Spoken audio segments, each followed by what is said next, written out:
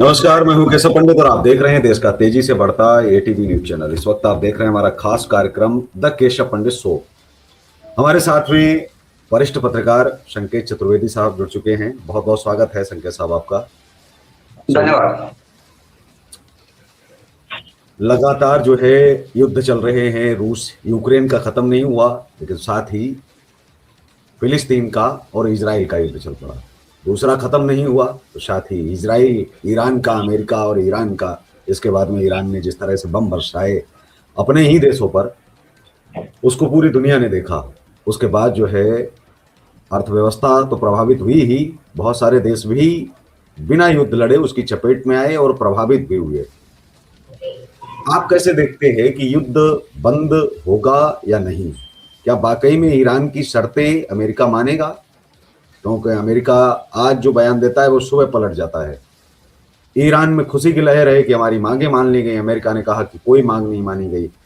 कैसे युद्ध कैसे समाप्त होगा? यदि युद्ध समाप्त नहीं हुआ और बहुत लंबा चला तो आने वाले समय में इसका असर भारत सहित तमाम उन देशों पर भी पड़ेगा जो इस युद्ध का हिस्सा है ही नहीं। जी देखिए, अभी जो सिचुएशन है प्रेजेंट, उसके 4 एस्पेक्ट हैं, 4 भी नहीं 5 हैं।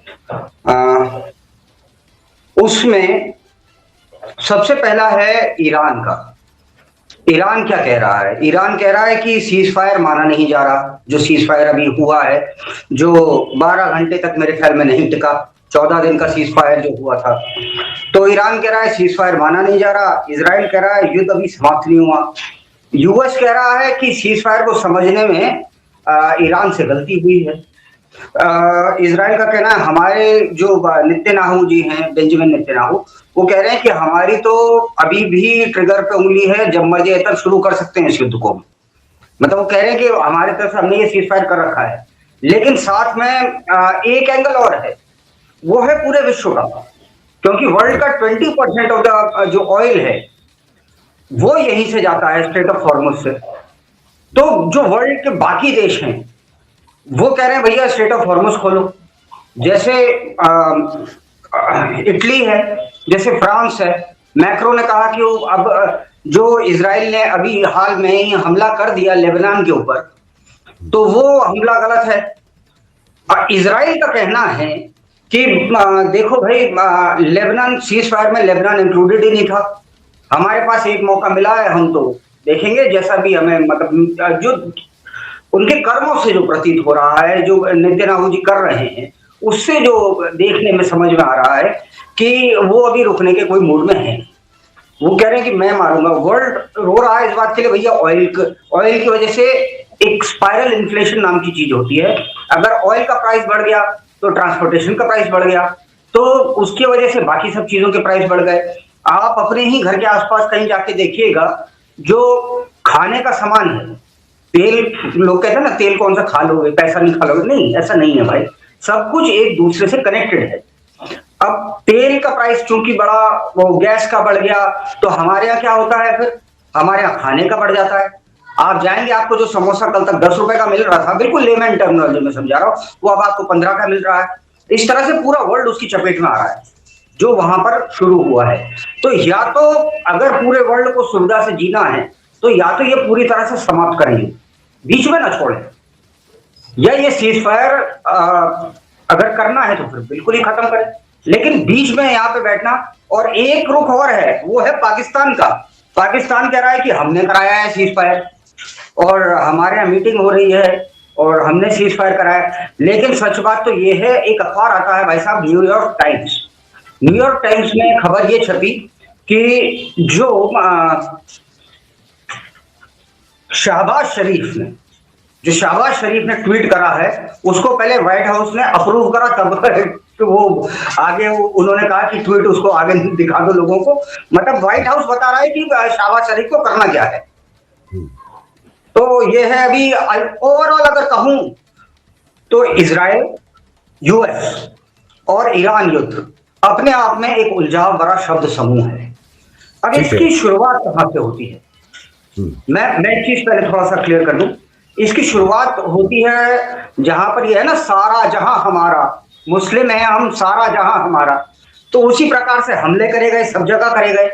जो आतंकवाद की घटना होती है, मैं तो बड़े ओपनली कह रहा हूं, आप बता दो मेरे को एक आतंकवादी जो हिंदू हो, उसमें आपको 90% केसेस में आपको मुस्लिम मिलेंगे, चाहे यूएस में हमला हुआ हो, चाहे फ्रांस में जैसी आतंकवादी की घटनाएं होती हैं, और भी जगह जो होती हैं, ये लोग एक बार तो हिस्सा जरूर उस युद्ध का बनते हैं। कहीं ना कहीं 90% ऑफ द केसेस में ये लोग होते हैं। क्यों? क्योंकि दिमाग में ये घुसा पड़ा है कि सारा जहां हमारा, एक दिन हम दुनिया फतेह कर लेंगे। तो उसी वजह से हमले होते हैं, और नाम भी ऐसे ही रखे जाते हैं। जैसे हमारे यहाँ जो मेन हमले हुए सर, मैं आपको बताऊं, मुंबई में 26/11 का अटैक 2001 में होता है, ठीक है। 2008 में 167 लोग मारे जाते हैं। संसद भवन 2001 का अटैक करने वाला कौन? लश्कर तैयबा। अब आप, मैं मेंटेलिटी तक जाना चाहता हूं, जो बिल्कुल डेप्थ की बात है। लश्कर तैयबा का अर्थ है, ये एक अरबी का शब्द है लश्कर तैयबा, जिसका अर्थ होता है पवित्र लोगों की सेना। आप जिसे आतंकवादी कह रहे हो, वो कह रहे हैं पवित्र लोगों की सेना है ये। और उसके बाद पुलवामा 2019 में होता है, 14 फरवरी को। उरी में 2016 जैश ए मोहम्मद अटैक करती है, 19 भारतीय सैनिक शहीद होते हैं। और जैश ए मोहम्मद का अर्थ क्या है? मोहम्मद की सेना। कभी किसी मुसलमान को आपने ये बोलते हुए सुना है कि यार ये नाम मत रखो जी? ये नहीं बोलेंगे। लेकिन हाँ, हमारे यहाँ कुछ लोग ऐसे जरूर हैं, आपको इजराइल में नहीं मिलेंगे ऐसे लोग। हमारे यहाँ कुछ सेकुलरवादी होते हैं, वो कहेंगे Islam is religion of peace. अगर इस्लाम रिलीजन ऑफ पीस है तो मेरे को एक आध हिंदू भी आतंकवादी दिखा दो। हालांकि कांग्रेस ने बहुत प्रयास करा था पहले, भगवा आतंकवाद, अगर आपको याद हो तो। जी जी। सवाल यह है कि अमेरिका के जो राष्ट्रपति हैं ट्रंप, नोबेल पीस प्राइज पाने के चक्कर में कहीं ये तीसरे विश्व युद्ध की तरफ तो नहीं लेके जा रहे, क्योंकि इन्होंने शांति जबरदस्ती, जहां युद्ध नहीं हो रहा था वहां पहले युद्ध उकसाना और फिर उसके बाद में जबरदस्ती उसको दबाना। हालांकि नाटो इसके साथ में नहीं आया, तो ये तीसरा धड़ा यह भी कह रहा है कि देखिए साहब, ट्रंप ने खुद ही आग लगाई और खुद ही बुझाई, लेकिन इस बार बुझ नहीं पाई सही से। ये साबित ये करना चाह रहे थे दुनिया के सामने, देखिए मैं अगर चाहूं तो मैं ही वह शख्स हूं जिसका दुनिया इंतजार कर रही थी, मैं ही वो व्यक्ति हूं जो शांति स्थापित कर सकता है। तो कैसे आप देखते हैं कि क्या वाकई में इनके ऊपर महाभियोग अमेरिका लगाएगा? आने वाले समय में अमेरिका में इनको युद्ध अपराधी घोषित किया जाएगा, या ट्रंप की नीतियों से अमेरिका भी कहीं ना कहीं असहमत है?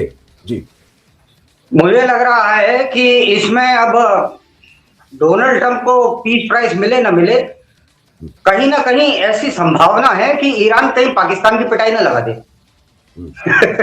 भैया आप देखो, वहां पे मीटिंग हो रही है, जो होटल सीरीन करके है उसको खाली कराया, 5 स्टार होटल है, उसमें जो मेहमान रुके हुए थे उनसे कहा कि भैया यहाँ से चले जाओ, यूएस का डेलीगेशन आ रहा है। ये वो बड़ा हुआ होटल जिसने बुक कर रखा था उन सबको बाहर निकाल दिया। उसके बाद में ये कहने लगे कि होटल चलो खाली करा दिया। इस्लामाबाद में और शायद रावलपिंडी में 2 दिन की छुट्टी डिक्लेयर कर दी कि भाई कोई भी स्कूल नहीं जाएगा, यहाँ पे मीटिंग होनी है बड़ी जबरदस्त। अब इस मीटिंग का अर्थ क्या निकलेगा? इजराइल रुक नहीं रहा, इजराइल मारे जा रहा है। डोनाल्ड ट्रंप अपनी बात पे सुबह कुछ और बोलते हैं, शाम तक कुछ और बोलने लगते हैं। वो मतलब कुछ, उनका भरोसा कुछ भी नहीं है कि वो अंत तक कहां पे जाकर के रुकेंगे, क्या बोलेंगे, क्या करेंगे। तो अब डोनाल्ड ट्रंप के हिंद भी जो ये है कि हो सकता, वो तो कह रहे हैं कि हाँ, डोनाल्ड ट्रंप ने कहा कि अगर तुमने हमारा सीज फायर नहीं माना ईरान ने, तो हम अटैक कर देंगे दोबारा, हमारा युद्धपोत वही है। ये डोनाल्ड ट्रंप का कहना है। अब मीटिंग हो रही है पाकिस्तान में, तो ईरान गएगा, तू ही ने लेकर के आ रहा है यहाँ। और जी चतुर्वेदी साहब, सवाल तो ये है कि पाकिस्तान ने अफगानिस्तान के कई शहर में जो है कई बिल्डिंगें नेस्त नाबूद कर दी, बहुत सारे लोग मार डाले, एक तरह से अटैक जो है किया। लेकिन भारत का कोई भी मुस्लिम जो है वो विरोध करने पाकिस्तान का नहीं उतरा कि भाई देखिए आप अफगानिस्तान में भी मुस्लिम मारे जा रहे हैं और मारने वाला भी मुसलमान है, कोई विरोध नहीं किया। और कहा तो यहाँ तक जा रहा है कि देखिए खamenei साहब की जो मौत हुई है, वो खamenei को मारने वाली जो मिसाइल जो चलाई गई थी उसके लिए पाकिस्तान की धरती ही इस्तेमाल की गई थी, ये तो दुनिया में खुलासा हो चुका। उसके बावजूद भी भारतीय मुसलमान ईरान का समर्थन तो कर रहा है, इजराइल का विरोध तो कर रहा है, लेकिन पाकिस्तान जिस धरती का उपयोग किया गया उसी ईरान को समाप्त करने के लिए जिसने 65 और 71 की जंग में पाकिस्तान का साथ दिया था, उसी ईरान को समाप्त करने के लिए आज जो है वो अमेरिका के साथ में है। तो भारतीय जो मुस्लिम जो एक धड़ा है वो केवल व केवल ईरान के समर्थन में तो है, लेकिन इजराइल का विरोध भी कर रहा है, लेकिन वो पाकिस्तान का विरोध नहीं करना चाहता, चाहे वो अफगानिस्तान का मामला हो या ईरान का। ये क्या वजह है? पाकिस्तान का अभी तक किसी ने विरोध नहीं किया, न तो उनके दूतावास के सामने किसी ने एक पर्चा फेंका, न कोई मतलब अभी तक ऐसी कोई घटना हुई, और नहीं किसी ने अभी तक कोई सोशल मीडिया पर भी आकर के ये कहा हो कि भाई पाकिस्तान ने बहुत गलत किया है, ईरान पर जो है हमला ये करवाया है। जी, ये कभी भी विरोध नहीं करेंगे। आपने भाईचारा नहीं सुना क्या? चाहे शिया सुन्नी में कितना झगड़ा हो, कुछ हो, लेकिन अगर इजराइल से या अमेरिका से, अगर यहां तक कि भारत से झगड़ा होगा ना, तो मैं आपको भारत का एक एग्जांपल दे देता हूं। 71 की आपने बात करी, 71 में भारत का युद्ध चल रहा था पाकिस्तान से। एक रामपुर में नालायक किस्म का लौंडा था, उसने भारतीय सेना के विरोध में कि वो ना जाए सड़क खोद दी थी, और वो बाद में कोई राजनीतिक दल का बड़ा प्रिय भी था, आपको भी पता होगा। और उस राजनीतिक दल ने और बहुत से लोगों को जो जिन पे ये भी आरोप है कि वो आईएसआई यानी कि पाकिस्तान की इंटेलिजेंस एजेंसी के साथ मिले हुए थे, उनको जाकर के समर्थन ठोकने लगे। कुत्ते से हाथ मिलाता हुआ शख्स याद है ना आपको? जी, भारत को वर्तमान में किसके साथ खड़े होने की जरूरत है? भारत को क्या जहां पर है वहीं पर भारत को रहना चाहिए, या भारत को खड़े होने की आवश्यकता है? ईरान चुने या फिर इजराइल को चुने? हालांकि भारत ने अपना स्टैंड क्लियर किया कि देखिए हम इजराइल के तो मित्र हैं, इजराइल हमारा भाई जैसा है, इजराइल के हम साथ हैं, लेकिन ईरान में भी हमें कोई आपत्ति नहीं है। इजराइल ईरान भी से भी हमारे पुराने ताल्लुकात है। तो युद्ध में ना भाग लेना या दूर रहना, किसी भी प्रकार की किसी को मदद न करना, आपको लगता है कि भारत का ये रवैया ठीक है और भारत जो कर रहा है वो ठीक है? जी, एक पिक्चर बन रही है, उस पिक्चर में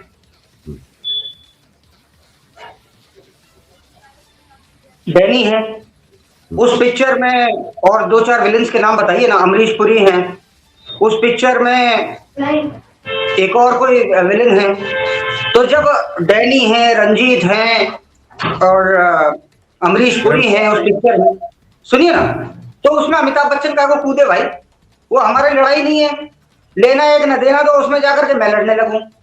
अब मैच हो रहा है स्विमिंग का, तो उसमें सचिन तेंदुलकर क्या करेंगे? तो उसमें हमारा क्या मतलब है? और मैं आपको गारंटी दे रहा हूं, आप देख लीजिएगा आने वाले भविष्य में अगर ईरान पाकिस्तान को न मारे तो बात रही, क्योंकि उसी की धरती से सब कुछ ड्रामा हो रहा है। अभी जिस प्रकार से पाकिस्तान में एक नॉर्थ वेस्ट फ्रंटियर प्रोविंस है जगह, उसका वो सटा हुआ है अफगानिस्तान से। पहले तो इनको डॉलर्स मिले कि अफगानियों को अपने यहाँ रख लो, तो इन लोगों ने रख लिए। बाद में अफगानी वही इनको भगा दिया, इनके घर तोड़ दिए गए जो वहां पे एक एक पीढ़ी से रह रहे थे। तो उसके बाद अफगानी फिर इन्हें मारने लगे। आपको अगर मैं बताता हूं, कुछ लगभग 2 या 3 साल हो गए, ईरान ने पाकिस्तान पे 2 मिसाइलें दे मारी थी। उनने कहा तुम हमारे इंटरफेयर करते हो हर बात में, ये खाली पीली का भंडारा चला रहे हैं। तो ये बात इन्हें ध्यान रखनी चाहिए, गंदुम इनके घर पे है नहीं, जिसके घर पे गंदुम ना हो उसे भंडारा देना नहीं चाहिए। जो अफगानिस्तान के मुस्लिम हैं वो शिया हैं, सुन्नी हैं, क्या है, उनका भारत क्यों साथ नहीं देता? जबकि वहां भारत को अच्छा मानते हैं, भारत को मित्र मानते हैं, और आज तक अफगानिस्तान ने कभी कोई अटैक नहीं किया। यहाँ तक कि जब एक फिल्म अमिताभ बच्चन जी की थी, वो जब बनी थी, तो उस समय कहते हैं कि 6 महीने तक तालिबानियों ने कोई हमला नहीं किया। वहां की आधी सेना अफगानिस्तान की जो है केवल अमिताभ बच्चन की सुरक्षा में लगा दी गई थी, आधी सेना। और उन्होंने कहा कि जब तक अमिताभ बच्चन जी शूटिंग करेंगे, तालिबानियों ने कहा, क्योंकि बहुत प्रसिद्ध थे और बहुत पसंद जो है करते थे अमिताभ बच्चन को, खुदा गवाह मूवी का नाम है, और वो अफगानिस्तान में शूट हुई थी। तो बोलते कोई युद्ध नहीं हुआ दोनों तरफ से, ना अमेरिकी सेना की तरफ से और ना ही तालिबानियों ने कोई युद्ध नहीं किया, वो जब तक जो है फिल्म शूट हुई। तो कैसे आप देखते हैं कि यहाँ के मुस्लिम का कभी उनको पैगाम नहीं जाता है, ना उनके साथ में कोई ताल्लुकात बढ़ाने की कभी कोई बातचीत होती है? उनका विरोध क्यों होता है, किस लिए होता है अफगानिस्तान का? जी, मुझे जहां तक जानकारी है भाई साहब, मैंने कभी नहीं देखा कि भारत ने कभी भी विरोध करा हो अफगानिस्तान का, अफगानिस्तान की जनता का। हम लोग, हमारे तो बड़े मधुर संबंध हैं। अगर आपको मैं देखो एग्जाम्पल्स के साथ बोलता हूँ केशव जी, पाकिस्तान का मैच हुआ था अफगानिस्तान के साथ में, जो अफगानिस्तान जीत गया था और भारत में ही हो रहा था, तो भारतीय सपोर्टरों ने अफगानिस्तान के झंडे लहराए थे। आपको वो जो क्रिकेटर एक थे वो डांस भी कर रहे थे अफगानिस्तान की टीम के साथ में, ऑलराउंडर रहे थे इरफान पठान, वो डांस कर रहे थे। तो देखिए, अब पाकिस्तान, हमारा दुश्मन का दुश्मन जो होता है वो दोस्त होता है, सिंपल सी बात है। अगर अफगानिस्तान दुश्मन है उनका तो मेरा दोस्त है, मेरा इन द सेंस मेरे देश का। और इन लोगों के कर्म ऐसे हैं, आप देख लीजिएगा, एक और इसका पाकिस्तान का दुश्मन बढ़ेगा, वो होगा ईरान। जी जी, आने वाले समय में आप कैसे देखते हैं कि जो अरब कंट्री हैं वो क्या अब ईरान के खिलाफ ही रहेंगी, और अमेरिका जो चाह रहा था कि ये मिडिल ईस्ट पर तो हमारा कब्जा है ही लेकिन अरब कंट्रियों पर हमारा कब्जा नहीं है, क्या आने वाले समय में जिस तरह से अभी दिख रहा है युद्ध में ईरान को अलग थलग कर दिया है, क्या लगता है कि ईरान को अलग थलग करने में सफल जो है होगा अमेरिका, हो जाएगा? जी, मैं आपको एक चीज बताता हूं, ईरान को जो ये 57 है ना, वो मानते ही नहीं। अभी रिसेंटली सऊदी अरेबिया ने कहा था कि वो हमारे 57 में से है नहीं, वो 56 मान रहे हैं अपने आप को, अब तक 56 वो गिन रहे हैं, न कि वो 57 मान रहे हैं। तो ईरान को वो लोग, क्योंकि शिया है, ठीक है, ईरान बेसिकली शिया है, लेबनान जो है वो शिया देश है, और ये लोग जो हैं सऊदी अरेबिया हो गया या बाकी और जो जितने देश हो गए सब सुन्नी बहुल देश है, इंक्लूडिंग पाकिस्तान। तो ये सब सुन्नी देश है, ये उसको अपना हिस्सा मानते ही नहीं है, पहली चीज। अब दूसरी चीज ये है भाई साहब कि क्या अलग थलग करेगा, तो मैं आपको एक चीज बताता हूं, मैं आपको रोकना नहीं चाहता था। अमेरिका किस हिसाब से तेल लेता है, मतलब किस प्राइस पे तेल लेता है सऊदी अरेबिया से, आपको पता है? मैं बताता हूँ। सऊदी अरेबिया से अमेरिका लेता है $0 के रेट पे, $0, कुछ नहीं दूंगा। इनफैक्ट डील उसकी और उसकी ये हो रखी है कि मैं वो करूंगा, अगर तेल तुम्हारा ले रहा हूं तो तुम्हें सुरक्षा दे रहा हूं, ये उनकी डील है आपस में। अमेरिका यूएस देती है सुरक्षा सऊदी अरेबिया को, और कहीं ना कहीं ईरान के ऊपर अटैक करने में सऊदी अरेबिया ने उसको इशारा करा था। आप देखिए, जब पहले अटैक हुआ था, ये तो शुरू से ही लड़ते आ रहे हैं साहब, ये एवरेम है। ईमानदारी से, जैसे भी प्रश्न पूछा गया ना कि हमारा क्या टेक होना चाहिए, हमारा इसमें कोई टेक नहीं होना चाहिए। ये एब्राहमिकल रिलीजन्स होते हैं, इब्राहिम से जो शुरू हुए हैं। तो एक तो हो गए ज्यूज, जो सबसे पहले आए, ज्यूज के बाद आए क्रिश्चियनिटी, क्रिश्चियनिटी के बाद तीसरे नंबर पर आए मुस्लिम्स। अब इन तीनों की अगर लड़ाई हो रही है, उसमें हमारा क्या मतलब है? वो कह रहे हैं हमारी जमीन है। अगर सबसे पहले यहूदी आया तो जमीन मुसलमान की कहां से हो गई? वो कह रहा है मैं तो हजरत आदम को मान रहा हूं। तो ये भसड़ जो इन्हीं की शुरू करी हुई है। और अब मैं दोबारा वो ईरान वाले पे ही आता हूं सर। ईरान में इस पे ये अभी जो हमला हुआ है ना सर, इसमें लेबनान पे अटैक करा गया, 30 साल में सबसे बड़ा हमला है, ठीक है, सबसे बड़ा हमला। 10 मिनट के लिए एयर स्ट्राइक करी गई, 100 जगह बम मारे गए, 150 के आसपास बम थे 100 जगहों पर, 150 ठिकानों पर। और वो कह रहा है हिजबुल्लाह को हमने मारा है, इजराइल कह रहा है। और हिजबुल्लाह का अर्थ है अल्लाह की सेना। इसका इस्टेब्लिश करा था लेबनान में 1982 में। इसका वर्सेस इजराइल, यानी कि वर्सेस यहूदी, कि ये जमीन हमारी है, जो उनको यहूदियों के लिए भी प्रिय है और इनके लिए भी प्रिय है। कुछ उसके रिलीजियस कारण है कि मोहम्मद साहब वहीं से गए थे स्वर्ग के लिए। तो ये मुस्लिम अपना मानते हैं, यहूदी अपना मानते हैं, ईसाई कहीं ना कहीं से उसको अपना मानते हैं। खैर, अब ईरान में इस्लामिक क्रांति होती है। उस क्रांति के बाद में 1982 में हिजबुल्लाह बनाया जाता है, यानी कि अल्लाह की पार्टी, जो एक और शिया देश लेबनान बनाता है। अब हिजबुल्लाह का एक पॉलिटिकल विंग भी है और दूसरा एक सैन्य विंग भी है, जिसको यूजली देश आतंकवादी मानते हैं। लेबनान पे हमले का ईरान समर्थन इसलिए कर रहा है क्योंकि लेबनान एक शिया बहुल देश है। जैसे शिया ईरान में ज्यादा है, वैसे ही शिया यहाँ पर भी है। तो अगर अटैक यहाँ पर हो रहा है, चाहे हिजबुल्लाह पर हो रहा हो, चाहे कहीं हो रहा हो, लेकिन ये बात उतनी सच है, जो वीडियो रिकॉर्डिंग्स देखी गई हैं उसमें अटैक्स जो हैं वो कई रिहायशी इलाके पर करे गए हैं, और उससे ये साबित हो रहा है कि हाँ, अटैक तो इजराइल कर रहा है। अब पेज कहां पर आकर के फंस रहा है? पेज फंस रहा है, यूएस कह रहा है कि तुमने ठीक से नहीं पढ़ा। दूसरा, इजराइल कह रहा है मेरी तो अभी तक ट्रिगर पे उंगली है, मैंने सीज फायर कर दिया तो याद रखियो।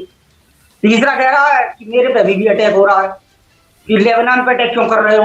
वो कह रहा है मैंने तो लेबनान पे अटैक करा है, तेरे पे ईरान पे तो करा ही नहीं है।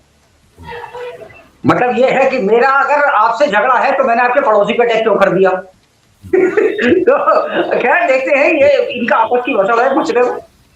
लेकिन हाँ, इसमें हम लोग जरूर पिसेंगे कि एक स्पाइरल इन्फ्लेशन, जैसे मैंने पहले बताया, पेट्रोल प्राइसेस के हाइक से बाकी सारी चीजों के प्राइसेस जो है वो हाइक कर जाएंगे। ठीक है, एक सवाल उसके बाद में बात पर भी आते हैं। सवाल ये है कि ईरान जो है अपने आप को अभी ये साबित करने को कि भाई हम सभी देशों पर नियंत्रण हम ही रख रहे हैं, जो यहाँ से हम फतवा जारी करेंगे वो सभी देशों को मानना पड़ेगा। और शायद लगभग दुनिया भर के जो जितने भी जहां जहां सिया है वो ईरान को समर्थन भी दे रहे थे, लेकिन क्या खमनेई की मौत के बाद में कंट्रोल अमेरिका द्वारा क्या अरब कंट्रियों को दे दिया जाएगा? जी देखिए, खमनेई इसमें बड़ा इंटरेस्टिंग सा एक चीज हुई। खमनेई की डेथ हुई कल, यानी कि जब हम रिकॉर्डिंग कर रहे हैं इससे एक दिन पहले, इसका खमनेई का 40वां था। मुस्लिम्स में 40वां होता है, तो उसमें अच्छी खासी भीड़ आई और उसके पोस्टर्स लेके खमनेई अचानक से वहां पे हीरो बन गया after the attack of America, and जो लास्ट करता रहा। तो उसमें जो वहां का शिया मुसलमान था वो खमनेई को बतौर हीरो देखने लगा। दूसरी चीज, वर्ल्ड में ज्यादातर जितने मुसलमान हैं वो सुन्नी हैं, शिया बहुत कम है। बहुत कम इन द सेंस शिया 30% भी नहीं है, शायद 22% है जितने मुस्लिम्स हैं, उनमें से 22% शिया हैं, बाकी सारी सुन्नी है। जी। और ये सारी ये सारी जितनी ये लड़ाई झगड़ा ये शुरू हुआ है ना, ये 7 अक्टूबर 2023 के बाद शुरू हुआ है, जब से हमास ने हमला करा। हमास ने हमला करा था इजराइल के ऊपर, 1200 लोगों को मारा गया था। मैं आपको बता देता हूं एक बार फिर से, 1200 लोग मारे गए थे 7 अक्टूबर 2023 को, और मुंबई अटैक में 166 लोगों की डेथ हुई थी। तो आप उसका अंदाजा मारिए, उनकी औरतों को उठा करके क्या करा गया था, बोलना भी शर्म की बात है। और उसके बाद नारे काहे के लोग लगा रहे थे? जी, लकी बिस्ट का नाम आपने सुना होगा, जो पूर्व में रॉ में काम कर चुके हैं, जिनकी गिरफ्तारी हुई, वो आजकल जो है अपना पॉडकास्ट भी करते हैं और तमाम चैनलों पर आ चुके हैं। हैरान सभी विश्वास से होते हैं कि वो पूर्व में ही बता देते हैं कि दुनिया में क्या होने वाला है। जैसे नेपाल को लेकर के भी उन्होंने कहा था कि सत्ता परिवर्तन होगा, यहाँ जो है ऐसा होने वाला है, और नेपाल में वो वाकई में हो गया। उन्होंने कई देशों के खुलासे किए, बहुत सारी चीजें। उन्हीं का एक वीडियो जारी होता है पॉडकास्ट में, वो कहते हैं कि देखिए, खमनेई मरा नहीं है, खमनेई जिंदा है। खमनेई मर गया है, जितनी जल्दी ईरान ने मान लिया ये संदिग्ध है, ये ऐसा जो है मान नहीं सकता है। ईरान कभी चीजों को इतनी जल्दी नहीं एक्सेप्ट करता है, वो कुछ दिन तो लगाते, 1 दिन 2 दिन, लेकिन जैसे ही अमेरिका का बयान आया और उसके साथ ही ईरान ने कहा कि नहीं, बिल्कुल वो जो है मारे गए, कोई घायल की सूचना नहीं, कोई संभावना नहीं, और कुछ भी नहीं जो है उन्होंने ऐसा बताया। लेकिन वो कह रहे हैं कि एक समय आएगा जिस समय खमनेई बाहर आएंगे। क्या आपको भी ऐसा लगता है कि ईरान ने ऐसा किया हो सकता है, जो ये कहा जा रहा है कि खमनेई जिंदा है, आज नहीं तो कल युद्ध शांति हो और सब ठीक ठाक हो जाए और खमनेई जी वापस आ जाए, बाहर आ जाए, और ऐसा क्या ईरान कर सकता है? जी, बड़ा छोटा सा एक लाइन का उत्तर देता हूं। केशव पंडित जी, मरे हुए लोग जिंदा नहीं हुआ करते। सिंपल स्ट्रेट फॉरवर्ड, मरे लोग जिंदा नहीं होते, बस इतना ही उत्तर है। खमनेई मर चुका है, दी एंड हो चुका है, और खमनेई वापस नहीं आएगा। चाहे कवर खोद के देख लेना, तो भी नहीं आएगा। अच्छा, मैं कुछ ऐड ऑन करना चाहता हूं। कि नेतन्याहू जो हैं, बेंजामिन नेतन्याहू पीएम हैं इजराइल के, उनके विषय में बहुत कम लोगों को जानकारी होगी। आपके दर्शकों के लिए मैं बताना चाहता हूं, नॉलेज के लिए। बेंजामिन नेतन्याहू के एक बड़े भाई थे, उनका नाम था योनाटन, यानी कि योनी नेतन्याहू।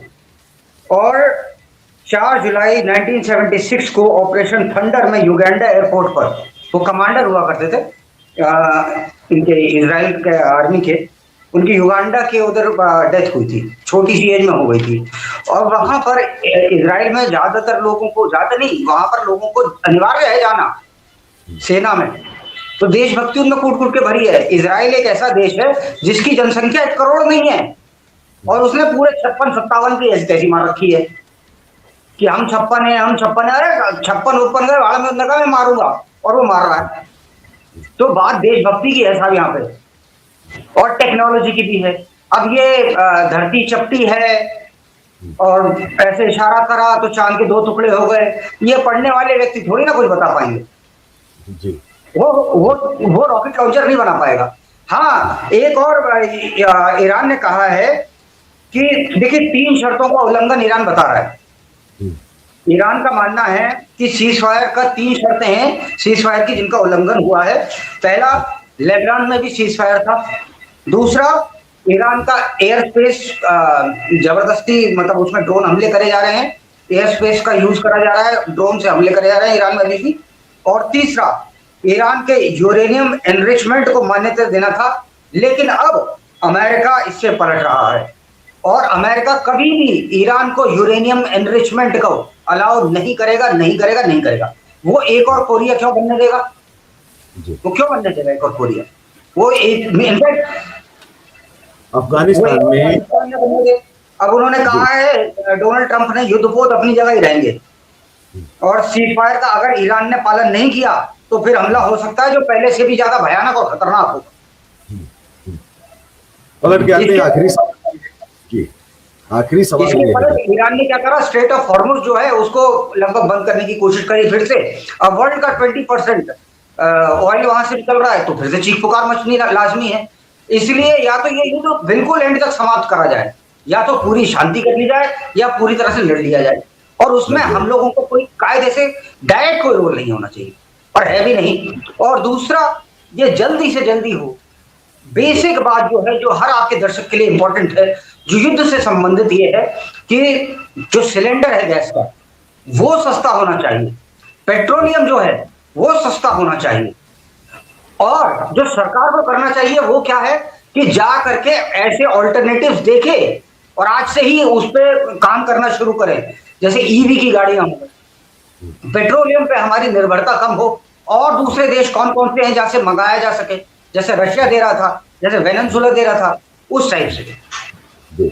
ठीक है। लेकिन आज के दौर में की हम बात करें तो रूस के भी रिलेशन जो है वो पाकिस्तान के साथ में सुधरते से दिख रहे हैं, मतलब बढ़ा रहा है। उसको लगता है कि अमेरिका के कहने पर भारत जो है चल रहा है। रिश्ते जो बिगड़ने नहीं चाहिए थे, हालांकि कुछ हद तक जो है वो बिगड़ते हुए भी दिख रहे हैं, जो अंतर्राष्ट्रीय स्तर पर भी लग रहा है। उन्होंने कहा देखिए अब तो पाकिस्तान को हम छूट देंगे, लेकिन भारत को छूट नहीं देंगे। बयान ये दिखाता है साफ तौर पर कि एक समय ऐसा था जो रूस भारत के साथ खड़ा था, वो आज पाकिस्तान के साथ में खड़ा हुआ है पहली बार आजादी के बाद में। और वहीं दूसरी तरफ अमेरिका भी गोद में लिए घूम रहा है पाकिस्तान को, हालांकि वो चाहे ईरान को हराने के लिए घूम रहा हो या कोई भी कारण रहे हो। अफगानिस्तान में 20% लगभग सिया है, और जो पाकिस्तान से बम जा रहे हैं उससे वहां सिया भी प्रभावित हो रहा है। ईरान के जो सिया मर रहे हैं उनके लिए तो भारत के सियाओं ने यहाँ से ये समझिए कि घर तक बेच दिया, गिरवी रख दिया, किडनियां बेचने का नंबर आ गया। बोले कि हम सब कुछ मर जाएंगे लेकिन हम पैसा भिजवाया। जम्मू कश्मीर से लेकर के पूरे भारत में पैसा इकट्ठा हुआ, भेजा जा रहा है। सवाल यह है कि अफगानिस्तान में जो सिया रह रहे हैं उनकी मदद के लिए भारत के सियाओं के मन में दर्द क्यों नहीं उठता है, उनकी मदद क्यों नहीं करते हैं, जबकि उनको जरूरत ज्यादा है। ईरान तो फिर भी समृद्ध है जी। हम सिंपल सी एक बात नहीं समझ पा रहे हैं। आप लोगों को, हिंदुओं को, मैं कम शब्दों में बात रख रहा हूं, चाहता हूं कि लोग अपने आप इशारे से समझ जाएं। हम लोगों को शत्रुबोध हो ना हो, जो हमारे देश में मिनी पाकिस्तान बना रहे हैं, उन लोगों को बड़ा क्लियर कट शत्रुबोध है। उन्हें पता है कि अफगानिस्तान हमारा मित्र है। अगर अफगानिस्तान भारत का मित्र है तो वो भारत में कौन रहता है? अफगानिस्तान हिंदुस्तान का मित्र है। इन बात में समझ गए ना? हिंदुस्तान का मित्र है। तो जो यहाँ पे मिनी पाकिस्तान वाला है उसके पेट में तो दर्द रहेगा ही रहेगा। वो कहेगा अफगानिस्तान कैसे इसका दोस्त हो गया। और हम उस राह पे चल पड़े हैं जहां एक और पाकिस्तान बनने को है। जी। हमारे साथ में संकेत चतुर्वेदी जी जुड़े थे, हमेशा की तरह बेबाकी से अपनी बात जो है रखते हैं, लेकिन तमाम सवाल हैं जिनके उत्तर भले ही हम दे लें, लेकिन वो कभी जो है उनके उत्तर हम सब जानते हैं, लेकिन उनके उत्तर कभी मिल नहीं पाते हैं। बहुत बहुत धन्यवाद आपका चतुर्वेदी साहब, आप जो है शो में जुड़े। तो इस कार्यक्रम में बस इतना ही, हमें दीजिए इजाजत, नमस्कार। और आप देखते रहिए देश का तेजी से बढ़ता है एक यूट्यूब चैनल। जय हिंद, वंदे मातरम। जय हिंद, वंदे मातरम।